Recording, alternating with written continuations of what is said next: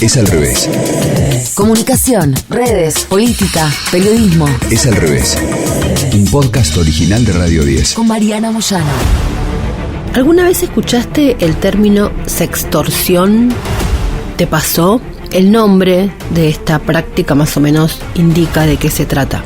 La sextorsión básicamente es extorsión. Un chantaje por parte de algún ciberdelincuente para que la víctima realice alguna acción o le entregue dinero. Implica, por supuesto, como su nombre lo indica, una amenaza, como en toda extorsión, con la particularidad de que aquí se vulnera algo muy estrecho a la intimidad. ¿Por qué sucede? Miles de motivos, como hay miles de tipos de delincuentes, como hay miles de tipos de víctimas. Es uno de los ciberdelitos más comunes y uno de los que más crece. Esto tiene que ver con el aumento del sexting y de otras prácticas sexuales online, la normalización de la grabación de algunas actividades íntimas, las crecientes posibilidades tecnológicas y también el crecimiento en la cantidad de dispositivos y posibilidades para grabar y para difundir las imágenes. Así es que las vulnerabilidades crecen a medida que crecen las posibilidades tecnológicas y obviamente este crecimiento en todo lo que tiene que ver con lo digital favorece la sextorsión. Es al revés. Las consecuencias para las víctimas pueden ser gravísimas, tanto en términos económicos como emocionales. Incluso aun cuando quien extorsiona cesó con su chantaje, los efectos pueden perdurar por muchísimo tiempo. Este delito sexual es cada vez más común en Internet, dado que además las fronteras físicas en la red no corren y las leyes de los estados a veces pueden hacer muy poco. Las adolescentes y las mujeres jóvenes suelen ser los blancos preferidos de los depredadores. Se trata de víctimas vulnerables, en parte por su desconocimiento, por la curiosidad de la edad, por el desarrollo físico, el descubrimiento de la sexualidad y también por la vergüenza a la hora de contar si han sido víctimas. Por eso es tan importante que los adultos conozcamos, aprendamos y nos involucremos. Hay un caso que les quiero contar hoy que es particularmente llamativo, que muestra lo importante que es no dejar pasar y actuar. Se trata de la caída de un sextorsionador en serie en Arizona, donde se condenó a este hombre a 34 años de cárcel cuando se pudo comprobar que este acosador de México chantajeó en redes sociales a más de 100 mujeres y niñas de todo el mundo. Shane 1, que es el nombre que se le da a las mujeres para mantener su anonimato, y es la principal protagonista de esta historia, tenía 14 años cuando todo empezó. Comenzaba la escuela secundaria y eso la hacía feliz. Había perdido a uno de sus padres y este nuevo comienzo podía ayudarla a salir del duelo. Una noche, esta chica, Shane 1, estaba en Snapchat y un hombre que no conocía empezó a escribirle. Cuenta Shane que se sentía, textualmente dice, particular. ¿Cuál es la palabra? Dice, confiada, atrevida. Estas son las palabras textuales que ella escribió en la carta que mandó al juzgado. Se tiró sobre la cama y se fotografió con su ropa interior. Ella pensó que ahí iba a terminar todo, pero no. A la noche siguiente, la misma persona le vuelve a escribir y le dice, ¿me vas a mandar más, verdad? Ella le dijo que no, que era cosa de una sola vez. Y él le responde, no es una pregunta. Ella dejó de contestar los mensajes, pero a la hora el hombre le manda la misma foto que ella había enviado la noche anterior. ¿Cuál fue la sorpresa para Shane y el miedo, por supuesto? Que esta comunicación había tenido lugar en Snapchat y esta red es la que se hizo popular justamente por lo contrario, porque las imágenes y las publicaciones que compartían los usuarios desaparecían al poco tiempo y avisaba cuando otras personas hacían capturas de pantalla para guardar las fotografías. Mándame más o todo el mundo verá esto, le escribió el hombre. Arenas movedizas bajo mis pies, dice textualmente Jane, que sintió en ese momento, como el principio de un lento descenso hacia una situación cada vez más angustiante. En los meses que siguieron, contó Jane, me convertí en su propiedad y hacía todo lo que me pedía por miedo. Cada día implicaba una larga lista de fotos e incluso videos que me pedía este hombre. El tiempo fue pasando y con el transcurrir crecen los pedidos y la perversión también va en aumento. Cuanto ella más se resistía, él más se enojaba y todo se volvía peor.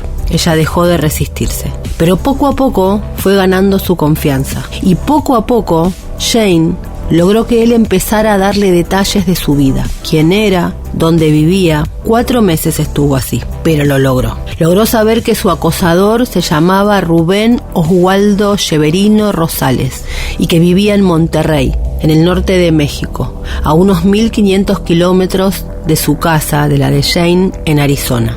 Severino usaba múltiples alias en internet. A veces se hace llamar Martín Joseph, otras Ramsés Marín, y casi siempre se escondía detrás de nombres de usuarios llenos de letras y de números.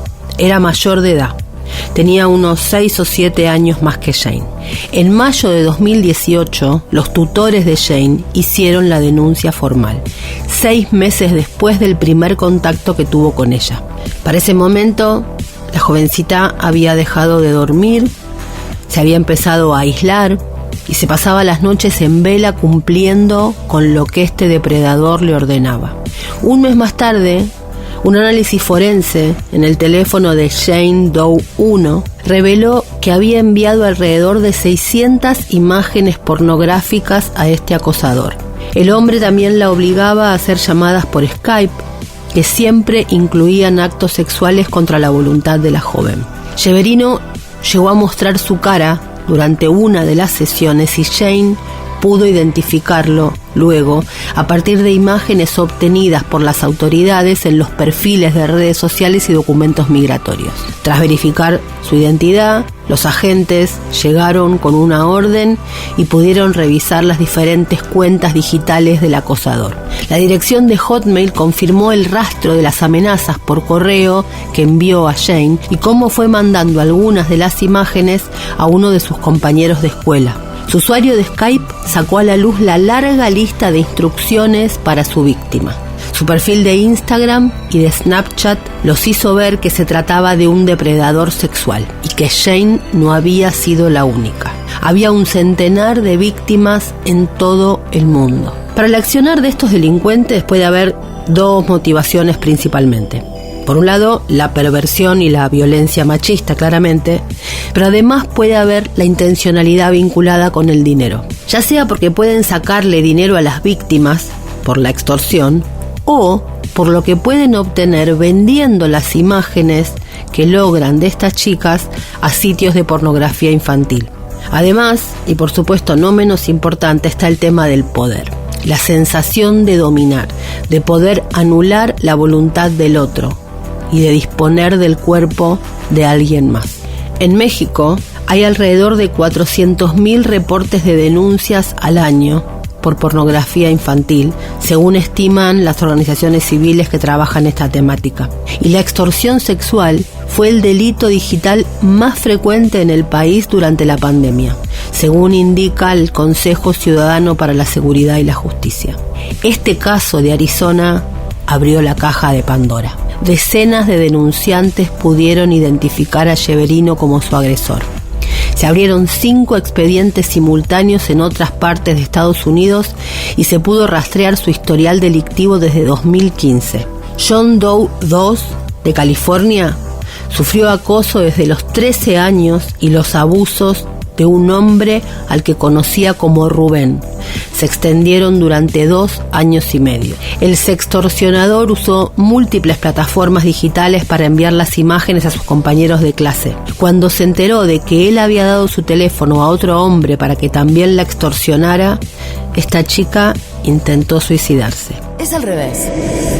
Jane Doe 3, de Carolina del Sur, tenía 12 años cuando empezó todo. Rubén envió sus imágenes íntimas a amigos y familiares, después de que sus padres se enteraran de que la estaban chantajeando. Jane Doe 12, de Carolina del Norte, pagó $500 en Bitcoin para detener el acoso. Rubén había usado en este caso el perfil falso de una mujer. Jane Doe 14, de Missouri, envió 80 fotos explícitas a Rubén, que le compartió una lista de otras chicas que había acosado como amenaza. Jane Doe 60, de Oklahoma, descubrió a partir de las investigaciones que sus imágenes y videos habían sido colgados en una página pornográfica de la Deep Web, el Internet profundo, como se llama, donde ahí reina el anonimato, el contenido explícito y material del crimen organizado. La pista vino de autoridades de Australia. Severino usó múltiples perfiles en muchísimas redes sociales: Facebook, Instagram, Kik, Snapchat, Skype o plataformas de correo electrónico. A menudo pedía a las víctimas que abrieran otras cuentas por él. El caso de Jane Doe 1 permitió que la imagen de Rubén se conociera hasta dar con Rubén Severino Rosales. En 2019, el depredador fue detenido en un operativo en Monterrey y fue extraditado a Estados Unidos. Los agentes encontraron en sus dispositivos 3.278 imágenes y videos de Jane Doe 1, 375 archivos de Jane Doe 2, 398 de Jane Doe 3, 188 de Jane Doe 12, 226 de Jane Doe 14 y 3 de Jane Doe 33, también de Arizona, y otras 4.638 fotos y grabaciones de Jane Doe 60. En el tráfico de imágenes explícitas se premia que las fotos sean inéditas. Así es que Severino obligaba a las chicas a repetir las poses una y otra vez hasta que salieran como él quería. Una vez que empiezan a circular, quitarlas de la web es prácticamente imposible. De las más de 100 víctimas de este hombre, unas 80 fueron identificadas. Las jóvenes pasaron desde depresión, insomnio, aislamiento, hasta intentos de suicidio. El informe psiquiátrico de Severino detectó rasgos de esquizofrenia y una incapacidad de empatizar y dimensionar el daño de sus crímenes. En Internet, como se ve, era avasallador. No así en la vida no digital.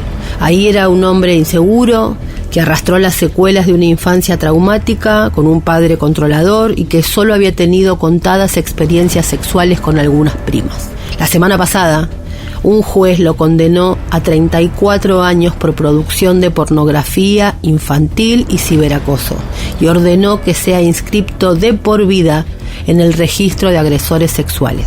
La confesión de culpabilidad evita en este caso que vuelva a ser llevado a juicio por lo que hizo con el resto de las víctimas. Casos como este demuestran la necesidad de la educación digital en todos los órdenes y de que la educación sexual integral debe contemplar también y sobre todo el universo digital, porque la mayoría o la mitad del tiempo de los jóvenes transcurre en este territorio. Estos crímenes nos cachetean como padres, como ciudadanos, y deberían también, de modo mucho más audaz, convocar a los estados a ser más dinámicos, más activos y más conocedores de lo que sucede. La empresa Meta, Facebook, Instagram, WhatsApp, dijo que eliminó en el último año más de 106 millones de publicaciones con contenido sexual de niños y niñas que exponían a las infancias a las redes de explotación.